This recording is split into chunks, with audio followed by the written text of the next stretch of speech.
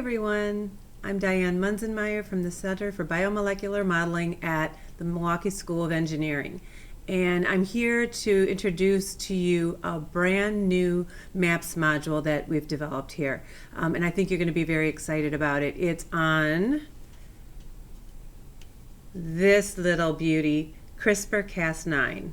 So hopefully you all have learned a little bit about this in your classroom. But whether you have or you haven't, we are going to delve into something that you have not learned yet.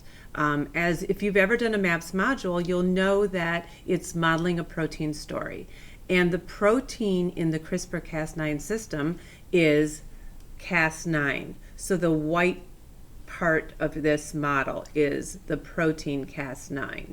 And then there are DNA and RNA elements that come into play when we talk about the structure function. But we really want to delve into what is special about this protein. And it's really a unique protein. So it's going to be a real exciting module for you guys to go through. The reasons that Cas9 are unique are basically twofold. One is that it is a protein with lots of different functions. It's not just a one protein, one function. And there's a lot of proteins like that. But this is really has a lot of interesting things going on. And it does that by having unique portions of the proteins that are responsible for different jobs. So we call those functional domains. And we're going to talk a lot, we're going to learn a lot about how functional domains in a protein can work together to perform lots of different jobs, okay?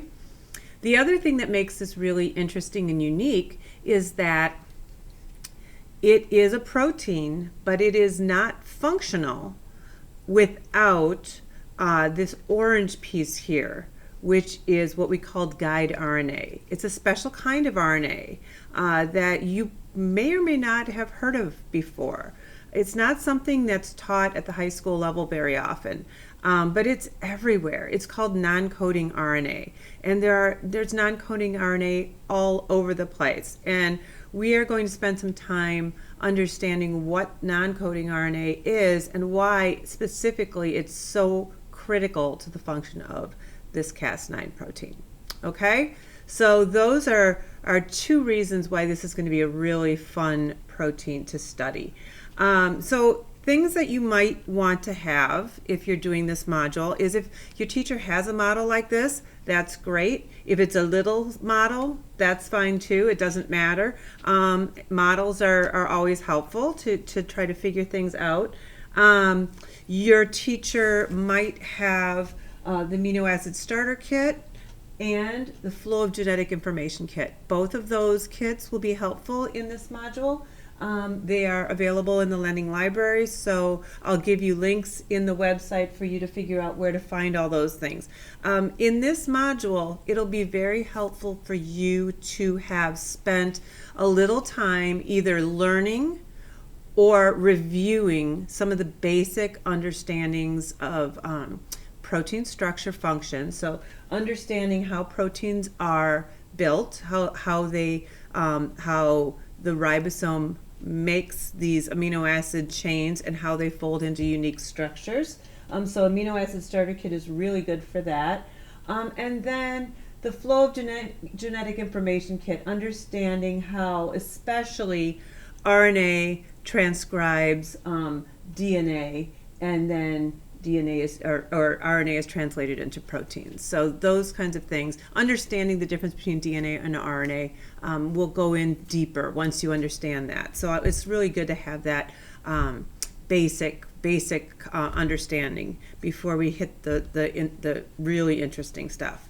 Another thing that I have found that might really be helpful to you is I found this book on Amazon. It's called CRISPR, A Powerful Way to Change DNA. And I find it to be a really nice treatment of the basics of CRISPR. So what is CRISPR? We haven't even talked about that. I mean, CRISPR Cas9 is basically a protein that is able to find a specific sequence in a genome and cut it. And so we are going to try to understand how it does that. And then clever scientists since then have found ways to turn this into a really powerful tool in genome editing, in diagnostics, in all different areas. There's lots of different ways that CRISPR is being used for technology, and we'll talk about that as well. And that might be part of what your protein story is going to be.